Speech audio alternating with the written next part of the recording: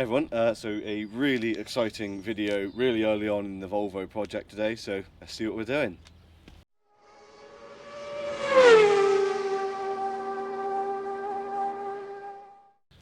Okay, so if you can't tell by the box behind me, we are doing the exhaust on the Volvo. Now this is a catback system, and this has actually been supplied by Jetex, so a huge thank you for them for sponsoring the channel and sending out this exhaust for the Volvo. It is massively appreciated. The old system, I'll show you later on, is not great. So it was one of those first things I need to get out of the way. One, I wanted one, and two, I'll probably need it when the MOT comes around anyway. So these guys, I emailed them, a super friendly team, really helpful, more than happy to jump on board with the project. They really like the car, the idea, what I'm going to be doing with it in the future, etc. And they sent out a stainless catback system for this car. So let's have a look. So I'll show you the part number.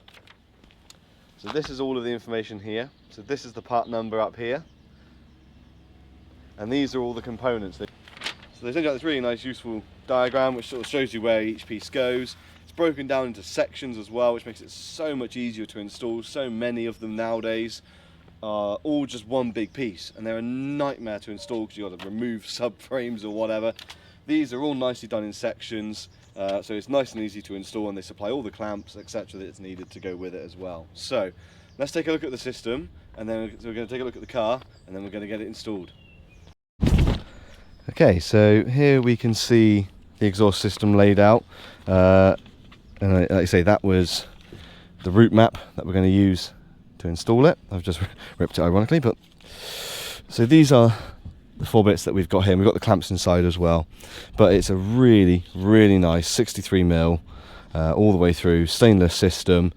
Really incredibly well made. Really like the look of this, and the reason I went with Jetex and the reason I like Jetex is because they maintain these boxes. So many systems go straight through or put one tiny box on it, and it just makes it unbearable. This thing's going to be a daily driver, but it's also going to do really long trips and really good adventures hopefully in the future, and a couple of trips abroad, etc. And I want it to be good for that. I want it to be comfortable. I want it to be daily driven, but I also know that a free-flowing high performance exhaust is beneficial. So this is the best of both worlds, and incredibly well made, really good quality. All the welds are seamless.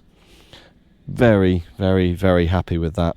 And then, like you say, the advantage of the stainless, thinner walls, you get nicer sound naturally through it anyway, so you don't need a straight through with something like this.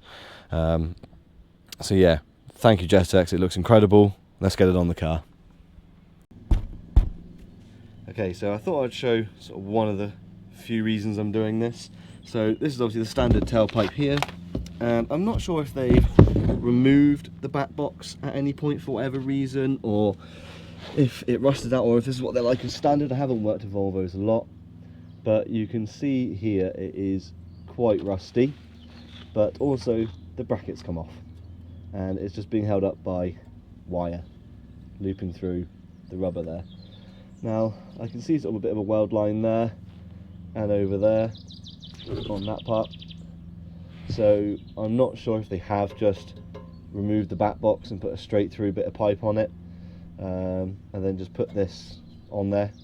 But because the hanger's here, so in theory the hanger should have still been there and possibly there by the looks of it. So I'm not quite sure what the story is with that, if that's what they're meant to be as standard and the bracket's just fallen off of here. I'm not entirely sure. But I've still got these 2 rubbers here, so it's just going to be a case of putting the new one in. And to be honest, I don't like straight throughs on cars like this. They can sound okay, and the car does sound pretty good, but it needs more depth, more actual tone to it, and I think that's something that happens if you just put straight through. You quite often just lose that sort of subtle nuance of a well-tuned exhaust. So yeah, that's just one of the reasons. The rest of the exhaust is quite rusty like this as well. So yeah, let's go ahead and get this all swapped over. Okay, so we've got the car up in the air, so you've got the jack and the 2 axle stands under there for now. We will do the back of the car in a moment, but we just come in underneath here. Give me a moment. Okay, so this is our exhaust here, and the first port of call and the first bit we're going to be removing. So you can see this bracket here. So you've got the cat, first subframe section, and then you have this bracket. That is the first one that we're going to need to remove, and that's where the first pipe slots inside of. It does look quite corroded, so I don't think it's going to be much fun.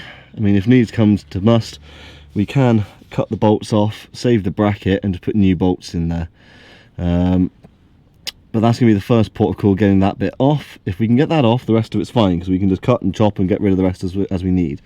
But it follows down on through here, goes to the big middle box there, and then goes on down through there. So the first port of call is going to be this bracket. I'm not sure what size it is.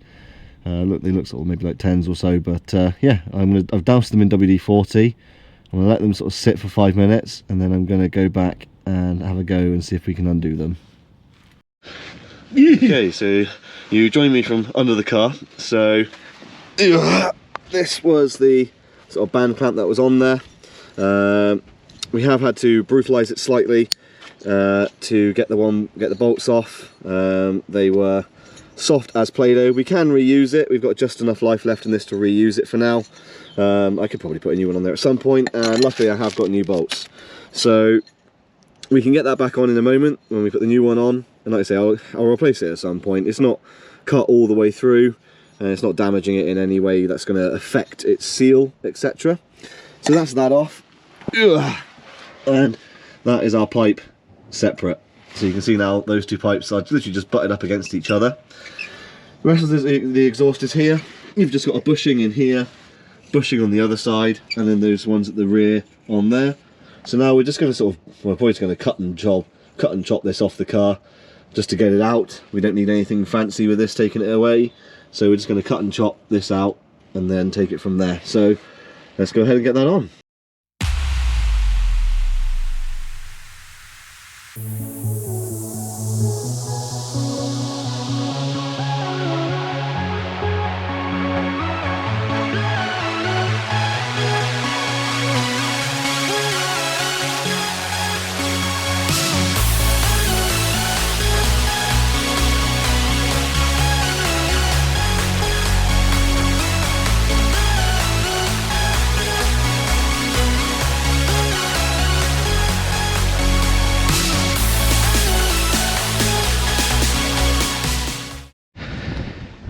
Okay, so we've got it all out.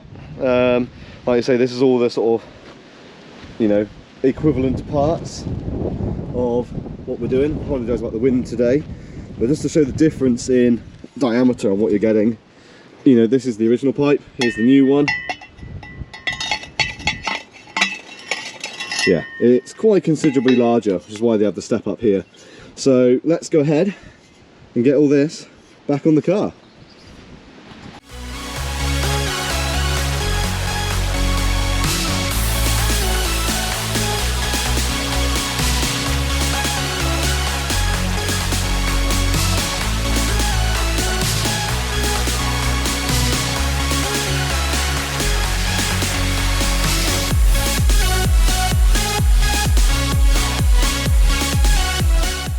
Okay, so we are done. That is a nice new tip. That was, once we actually got those two bolts off, they were the pain, little M8s. Once we got those off, that, you know, cutting the pipe with the rest of it, we used, I don't know where I've put it now. So we used one of these again. I've used it before for cutting the pipe. It literally just makes mincemeat of them, just cut straight through. So we used that and just cut it into sections almost similar to what the new pipe looked like. So we just cut it into those bits, made it incredibly easy to remove. And I'll see if I can get a nice shot under here. There's not much light left, but here is our nice stainless system here. So that all runs through, comes in up through here, and then comes out there to the back. Incredibly nice, exquisitely made, fit perfectly in up here, and all lines up. So the next bit, let's see what it sounds like. So this is the system here. So it started here at this clamp. It has been a few days, so it is starting to tint off, but there we go. So it runs down here. So it connects up nicely in there and there. Runs in through here, up over the top, around, and there's the tip. When we were installing all of it, as we went through, I just used this stuff. It's easy enough to get hold of and it's cheap, and it seems to be doing a very good job, to be honest. So what we did was we got this one in very loosely. So this was just sort of hanging down a tiny bit. It did actually hold it pretty well, just even on this, just loose. We then got the gun gum, put it in each join, and put it together, just sort of piecing it together bit by bit. Got them all up on these rubbers. So there's one here, one here. Ran it on through, and then basically pushed it in all into position how we wanted it, where we wanted it to sit. I mean, these held it pretty firm. Once this box was in, the rest of it was pretty firm and held itself together anyway. But once it was all in there, we then got the clamps on, tightened it all up. Now this one, when it came, these bars are the other way round, and there's two sets of them that are sort of this way. You undo this nut, take those brackets off, flip them upside down, and then you use whichever one best suits your car. Because there's a longer one, which I've used, and there's a shorter one. The longer one only just gives enough room at the top of that, so I went with the longer ones because of the bigger 100mm exit tailpipe. So basically, yeah, these bars will come facing downwards, and they'll be horizontal, I guess, for packing. You just undo that bolt, flip them over, and put the one on that you're going to use. But that is the system. That is the system all on. Absolutely gorgeous. And like you say, up to that 63mm as well. And it sounds fantastic. It's not overstated, it's nothing too shouty. But yeah, I really like it. So there we go. That is the system all there. Are you ready? Yeah.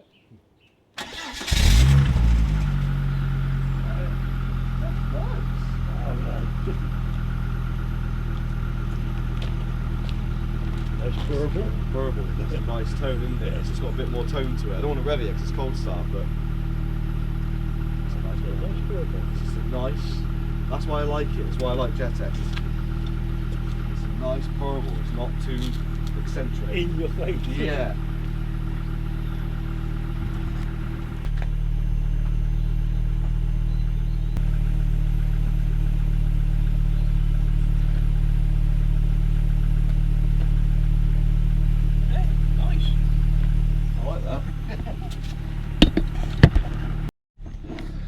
Okay, so that is it all done. That was the cold start. Really like it. It's such a nice sound. You know, this is why I like the Jetex system, why I wanted to go with them. It's not loud, it's not shouty, it's not in your face. I'm sure if I do a pull on the road, it'll probably, you know, have a bit of aggression to it, but you know, it's just such a nice sound. It's proper tone and not just noise. So a huge thank you to Jetex for providing the exhaust. It looks absolutely stunning. I like the fact that I can slightly sort of set it out a bit further than it was before. You could go a bit further out than that, but I didn't really want to go much further than that, to be honest. I wanted to sort of line up with the bumper almost on there. So yeah, it looks incredible. It sounds exactly how I wanted the exhaust on this car to sound. Really well thought out system. Really happy. Volvo is getting a second life now, or probably third or fourth, we're going by how old it is. But yes, thank you again, and I hope you enjoyed this video. It's been a pretty easy install, and I hope you like the new car. I hope you like the Volvo, and there's going to be plenty more coming up for this car because it's finally a good car for the channel. So yeah, thank you, and see you on the next one.